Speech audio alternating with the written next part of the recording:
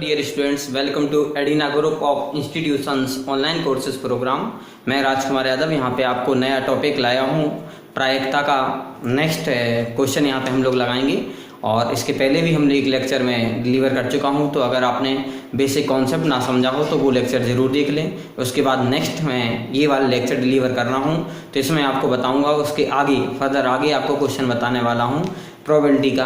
तो प्रोबेबिलिटी का क्वेश्चन है 2018 में क्वेश्चन पूछा गया था कि in a leap year is selected at random, find the probability of getting 53 Sunday. Leap year आप जानते हैं, लीप ईयर का मतलब वो है ईयर होती है जिसमें जो फरवरी होती है, फरवरी 29 डेज की हो, उसको हम बोलते हैं लीप ईयर।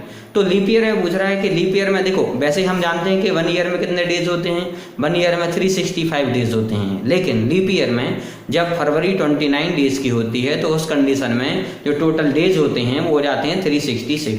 तो उस कंडीशन में कह रहा है कि find the probability of getting 53 Sunday in a leap year selected at random. एक लीप ईयर हमने सिलेक्ट कर ली है। लीप ईयर का मतलब वह ईयर जिसमें फरवरी 29 डेज की हो, उस कंडीशन में आपको उसकी प्रायिकता निकालनी है कि उसकी प्रोबेबिलिटी फाइंड करिए, उसकी प्रायिकता निकालिए। तो देखिए यहाँ पे मैं क्वेश्चन लेके चलता हूँ, तो आप क्वेश्चन बस समझ लीजिए। क्वेश्चन पूछ रहा है find the probability of getting 53 Sunday in a leap year. अब थोड़ा सा कॉन्सेप्ट आप ये देखें कि पहले बात करेंगे कि लीप ईयर में टोटल डेज कितने होंगे। टोटल डेज जो होंगे लीप ईयर में, टोटल डेज जो होंगे वो हो जाएंगे 366 डेज। कितना हो जाएंगे? 366 डेज। टोटल डेज जो होंगे लीप ईयर में वो होंगे 366। कितने डेज होंगे? 366। अब आप ये बताइए 366, हम जानते हैं कि 1 वीक में कितना डेज होते हैं? 7। 1 वीक में कितना डेज होते हैं? 7। तो इस 366 को पहले आप 7 से डिवाइड कर दीजिए। देखिए कैसे करना है, बेसिक कॉन्सेप्ट है। 366 को हमने 7 से डिवाइड किया, 7 से डिवाइड आपको करना है, तो 7 से डिवाइड करेंगे तो ये 52 टाइम्स जाएगा और यहाँ पे वैल्यू बचेगी 364 आएगा, 2 बचेंगे, फिर भी रिमाइंडर कितना बच गया? 2। रिमाइंडर यहाँ पे बच गया 2। मतलब कहने का है कि 52 संडे तो हैं, 52 संडे तो हैं, मतलब 52 तो हर एक डेज रहेगा।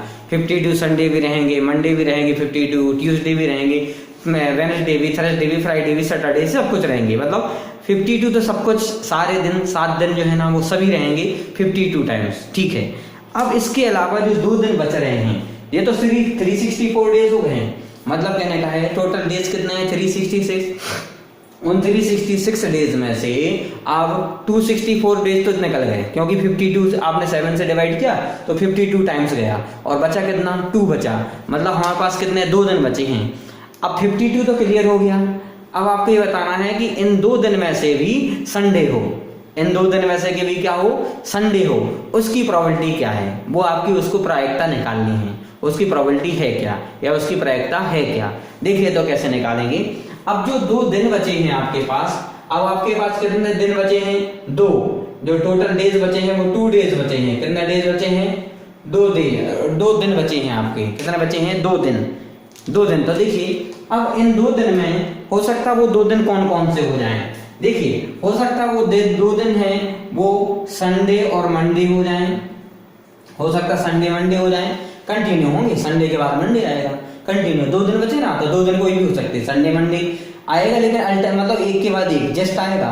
और दूसरा हो सकता मंडे ट्यूसडे हो जाए, मंडे ट्यूसडे हो जाए, या हो सकता ट्यूसडे वेडनेसडे हो जाए, ट्यूसडे वेडनेसडे हो जाए, या हो सकता वेडनेसडे थर्सडे हो जाए, वेडनेसडे थर्सडे हो जाए, वेडनेसडे थर्सडे हो जाए, या हो सकता थर्सडे और फ्राइडे हो जाए, थर्सडे और फ्राइडे हो जाए, या हो सकता फ्राइडे और सैटरडे हो जाए, या हो सकता सैटरडे और संडे हो जाए, सैटरडे और संडे। देखो कितनी कंडीशन बन रही हैं, कितनी पॉसिबल कंडीशन बन रही हैं, कितनी पॉसिबिलिटी बन रही हैं, कितनी घटनाएं हो सकती हैं। या हो सकता वो 2 दिन जो बचे हैं 2 दिन वो संडे मंडे हो जाएं, या हो सकता वो 2 दिन मंडे ट्यूसडे हो जाएं, या हो सकता वो 2 दिन ट्यूसडे वेडनेसडे हो जाएं, या हो सकता वो 2 दिन वेडनेसडे थर्सडे हो जाएं, या हो सकता है वो 2 दिन थर्सडे फ्राइडे हो जाए, या हो सकता है वो 2 दिन फ्राइडे सैटरडे हो जाए, या हो सकता है वो 2 दिन सैटरडे संडे हो जाए। मतलब तो टोटल कितने प्रोबेबिलिटी कितनी कंडीशन बन रही है 1 2 3 4 5 6 7। तो टोटल इवेंट कितनी हो रही है यहाँ पे 7। ये सैंपल स्पेस है, टोटल घटनाएं कितनी हो रही हैं 7। तो सबसे पहले तो लिख लीजिए टोटल इवेंट के लिए हम लोग किससे लिखते थे NS से। टोटल इवेंट के लिए हम लोग किससे लिखते थे NS से लिखते थे। तो पहले तो NS लिख लीजिए, टोटल इवेंट कितनी है यहाँ पे 7। कितनी पॉसिबल कंडीशन है 7। लेकिन हमें क्या देखना है, हमें चाहिए संडे। वो पूछ रहा था कि in a leap year selected at random find the probability of getting 53 Sunday. कितने संडे चाहिए आपको 53 संडे चाहिए। तो 53 संडे अगर आपको चाहिए तो आप संडे वाला देखिए, संडे आपको कहाँ कहाँ मिल रहा है। तो देखिए मैं संडे दिखाता हूँ आपको कहाँ कहाँ मिल रहा है। सबसे पहली अगर कंडीशन बात करेंगे, ये देखिए पहली कंडीशन में कि संडे मंडे है, यहाँ पे भी संडे है। देखो संडे और मंडे में क्या दिख रहा है संडे दिख रहा है। या हो सकता है लास्ट में देखिए सैटरडे और संडे में देखिए संडे मंडे तो भी संडे दिख रहा है। मतलब 2 ही पॉसिबल कंडीशन बन रही हैं आपको। कौन कौन सी पॉसिबल कंडीशन है वो आप देख लीजिए। या तो हो सकता है संडे मंडे हो जाए, या लास्ट में सैटरडे और संडे हो जाए। संडे आपको कहाँ आ रहा है, आपको ये देखना है कि संडे कितनी बार आ रहा है। तो संडे बस हमें 2 कंडीशन में आ रहा है, या तो संडे मंडे के साथ आ जाएगा या सैटरडे संडे के साथ आ जाएगा। इतनी ही पॉसिबल कंडीशन है, केवल इतनी पॉसिबल कंडीशन बन रही हैं। तो अब देखिए इन पॉसिबल कंडीशन पे आपको ये देखना फेवरेबल कंडीशन कितनी है आपको जो चाहिए संडे आना चाहिए। तो 2 हैं ऐसे, संडे मंडे और सैटरडे संडे। तो एन ही कितना हो जाएगा, एन ही कितना हो जाएगा यहाँ पर देखो, तो एन ही हो जाएगा यहाँ पर 2। तो एन ही हो जाएगा यहाँ पर 2, एन ई इक्वल टू हो जाएगा 2। एन ई कितना हो गया 2 हो गया। काफी इंपॉर्टेंट है क्वेश्चन। एन इक्वल टू कितना हो गया 2। मतलब आपको जो घटनाएं चाहिए है, जो आपकी इच्छा अनुसार जो घटनाएं चाहिए थी वो कितनी है, वो 2 है। तो प्रोबेबिलिटी कितनी हो जाएगी, प्रोबेबिलिटी हमने पढ़ा था, प्रोबेबिलिटी इक्वल टू हमने पढ़ा था N E upon N S equal to 2 upon 7। N E है 2 और एन एस है 7। तो प्रोबेबिलिटी हो जाएगी 2 अपॉन 7। तो अब लास्ट में लिख देंगे कि in a leap year selected at random the probability of getting 53 Sunday is 2/7। आप ऐसे लिख देंगे कि लीप ईयर अब हमने चुनी हुई है, तो उस लीप ईयर में 53 संडे होने की जो प्रायिकता है वो कितनी है 2/7। 53 संडे होने की प्रायिकता 2/7 है। क्वेश्चन को फिर से समझ लीजिए, बहुत इंपॉर्टेंट क्वेश्चन है। क्वेश्चन ये बोल रहा था कि in a leap year is selected at random find the probability of getting 53 Sunday. कितने संडे चाहिए आपको 53 संडे। तो देखिए क्या कंडीशन होगी, टोटल डेज है 366। लीप ईयर हम जानते फरवरी जिसमें 29 डेज की हो तो उसमें लीप ईयर कितने हो जाएंगे, लीप ईयर फरवरी 29 डेज की है तो लीप ईयर में टोटल डेज हो जाएंगे 366। तो 366 को पहले हमने 7 से डिवाइड किया, क्योंकि हम जानते हैं एक वीक में 7 दिन होते हैं, 7 डेज होते हैं। 1 वीक में कितने डेज होते हैं 7 डेज होते हैं। तो 1 वीक में 7 डेज होते हैं। तो हमने 366 को 7 से डिवाइड किया तो 52 टाइम्स गया और 2 रिमाइंडर बच गया, 2 बचा हुआ है, मतलब 2 दिन बच गए, बाकी 52 तो हो गए। अब वो कह रहे 53 संडे चाहिए। तो देखो 52 तो सारे दिन होंगे, 52 तो संडे भी होंगे, मंडे भी होंगे, ट्यूसडे भी होंगे, वेडनेसडे भी होगा, थर्सडे भी होंगे, फ्राइडे भी होंगे, सैटरडे भी होंगे, मतलब 52 तो होंगे। लेकिन हमसे कह रहा है कि 53 होना चाहिए संडे, ठीक है। तो बाकी 2 दिन बचे आपके पास। अब वो 2 दिन जो बचे हैं उनका सैंपल स्पेस हम कैसे बनाएंगे ये आपको देखना है। तो उनका सैंपल स्पेस हम कैसे बनाएंगे, हो सकता वो 2 दिन संडे मंडे हो, या हो सकता वो 2 दिन मंडे ट्यूसडे हो, या हो सकता वो 2 दिन ट्यूसडे वेडनेसडे हो, या हो सकता वो 2 दिन वेडनेसडे थर्सडे हो, या हो सकता वो 2 दिन थर्सडे फ्राइडे हो, या हो सकता वो 2 दिन फ्राइडे सैटरडे हो, या हो सकता वो 2 दिन सैटरडे संडे हो। अब इनमें से हमें क्या बताना, हमसे पूछ रहा था कि संडे आना चाहिए। तो संडे देखिए आप कितनी बार आया, पहली कंडीशन में संडे मंडे आया और लास्ट में सैटरडे संडे में भी संडे आया। तो मतलब हमारे इच्छा अनुसार जो हमें चाहिए है, घटनाएं जो हमें चाहिए है वो कितनी है, फेवरेबल इवेंट कितनी है, फेवरेबल इवेंट यहाँ पे है 2। कितनी इवेंट है 2। तो एन ही हो जाएगा यहाँ पर 2 फेवरेबल इवेंट, और टोटल घटनाएं कितनी है यहाँ पे 7। जो बची हुई आपको वो नहीं लेनी है 366, वो नहीं लेनी, वो तो काम खत्म हो गया। आपको केवल यहाँ देखना है 7, तो टोटल घटना यहाँ पे 7, टोटल घटना है 7 है, फेवरेबल इवेंट 2 है, प्रोबेबिलिटी आप निकालोगे NE/NS प्रोबेबिलिटी का फॉर्मूला, तो P = 2/7, इससे ये 2/7 हमारा आंसर है। तो इस तरह से हम इस तरह के क्वेश्चन को भी सॉल्व कर सकते हैं। इंपॉर्टेंट क्वेश्चन है, इस टाइप का क्वेश्चन जरूर पूछ लिया जाता है, तो ये भी आपको बहुत अच्छे से करना है। यहाँ पे मैंने नेक्स्ट क्वेश्चन दिया हुआ है, ये क्वेश्चन 2019 में आया हुआ है। क्वेश्चन क्या आया हुआ है देख लीजिए। क्वेश्चन पूछ रहा है if PA = 1/2, PB = 1/4, then find the value of, नहीं ये भी गिवन है आपको, PA∩B = 1/4, then find the value of PA/B and PB/A। मतलब कहने का ये है कि आपको यदि PA गिवन है, यदि PA = 1/2, PA = 1/2, PB = 1/4, PA∩B = 1/4, then find, हमें वैल्यू निकालनी है P/B, PA/B की वैल्यू निकालनी है और PB/A की वैल्यू निकालनी है। तो सबसे पहले आपको फॉर्मूला बता दूं, 2 फॉर्मूले हैं, ये फॉर्मूले आपको ध्यान रखना है कि PA/B इक्वल टू होता है PA∩B upon PB, PA∩B upon PB, मतलब यहाँ पे B अपॉन में है तो अपॉन में यहाँ PB आएगा। और दूसरा कि PB/A equal to PA∩B, nominator में तो सेम आ रहा, मतलब PA∩B तो दोनों में आ रहा है, यहाँ पे अपॉन में A था तो यहाँ पे PA हो जाएगा अपॉन में। तो इस तरह के इन 2 फॉर्मूले हमें लगाना है, इन 2 फॉर्मूले को लगा के हमें क्वेश्चन को सॉल्व करना है। ये 2019 में क्वेश्चन आया था और इसके पहला वाला जो क्वेश्चन हम लोगों ने पढ़ा है ये क्वेश्चन 2018 में आया था। तो देखिए इसको हम कैसे सॉल्व करेंगे।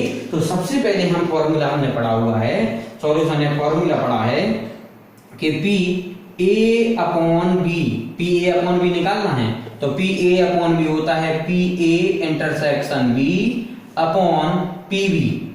देखो इंटरसेक्शन क्या होता है, यूनियन क्या होता है, ये मैं आपको बता दूं। जैसे हम बात करते हैं, इंटरसेक्शन का मतलब होता है कॉमन टर्म। इंटरसेक्शन का मतलब क्या होता है, कॉमन। जैसे कहें कि हम यहाँ एक डायग्राम से समझा देते हैं आपको। देखो जैसे अगर बात कर लें कि यहाँ पे लिखा है 2, यहाँ लिखा है 4 और यहाँ लिखा है 5, 6, 9, 10। अब इसमें इंटरसेक्शन क्या है, इसमें इंटरसेक्शन का मतलब है कि कॉमन वैल्यू क्या है। इसमें इंटरसेक्शन है ना, क्या हुआ 2 और 4, देखो ये दोनों में कॉमन है, 2 और 4 जो है ये दोनों में कॉमन है, तो इसको हम पढ़ते हैं इंटरसेक्शन। क्या पढ़ते हैं इसको, इंटरसेक्शन। तो अगर एक घटना को आप A लिख रहे हो, दूसरी को B लिख रहे हो, तो PA∩B जो होगा वो हो जाएगा 2,4।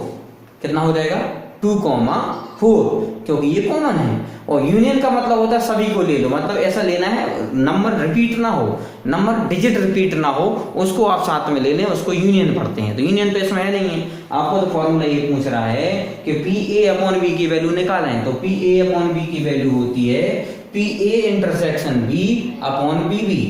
अब हम वैल्यू लगाते हैं, तो वैल्यू देखो रखोगे क्या, PA∩B की वैल्यू हमें गिवन है कितनी, 1/4 होल अपॉन PB की वैल्यू कितनी गिवन है, PB की वैल्यू हम लोगों को गिवन है यहाँ पर 1/4। तो 1/4 से 1/4 क्या हो जाएगा, कैंसिल, ये 1/4 ये भी 1/4 कैंसिल, वैल्यू यहाँ पे बची है 1। मतलब PA/B की जो वैल्यू है वो 1 है, तो PA/B की वैल्यू कितनी हो गई यहाँ पर 1, PA/B इक्वल टू हो गया 1। तो इस तरह से PA/B की हम लोग वैल्यू निकाल लेंगे, तो PA/B की वैल्यू होगी 1। दूसरा क्वेश्चन उसमें सेकंड पार्ट पूछ रहा था, सेकंड पार्ट देखो पूछ रहा था PB/A की वैल्यू निकालनी। P सेकंड पार्ट है ना, ये फर्स्ट पार्ट हो गया सॉल्यूशन में। अब सॉल्यूशन में सेकंड पार्ट देखना है, सॉल्यूशन में पूछ रहा है सेकंड पार्ट में PB/A की वैल्यू निकालें। B/A देखो PB/A इक्वल टू, फॉर्मूला भी पढ़ा हमने, PA∩B अपॉन PA। ध्यान रखना है, जब भी आपसे पूछे PB/A, मतलब अपॉन में A यहाँ आ रहा था, यहाँ PA/A में आएगा, और PA∩B भी तो आना ही है, वो तो फिक्स है, वो तो आना ही है। तो देखो वैल्यू क्या रखोगे, PB/A इक्वल टू PA∩B की वैल्यू 1/4 है अपॉन PA की वैल्यू गिवन है 1/2, PA की वैल्यू गिवन है 1/2। देखो 4 टर्म है तो ऊपर चला जाएगा ये, ये यहाँ चला जाएगा और ये यहाँ 4 के साथ चला जाएगा, तो वैल्यू हो जाएगी 2/4। क्या हो जाएगी वैल्यू? 2/4। वैल्यू हो जाएगी 2/4। तो इसको हम सॉल्व करेंगे तो 2 बन जा और 2 2 जा, वैल्यू हो जाएगी 1/2। मतलब PB/A इक्वल टू हो जाएगी 1/2। PB/A इक्वल टू हो जाएगी 1/2।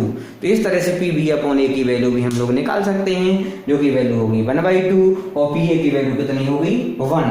तो आप लास्ट में लिख देना तो PA/B इक्वल टू जो निकाल दी थी आपने ये 1 है, और PB/A जो अभी निकाली आपने इक्वल टू 1/2। यही आपसे पूछ रहा था। तो इस तरह से ये क्वेश्चनों को आपको सॉल्व करना है।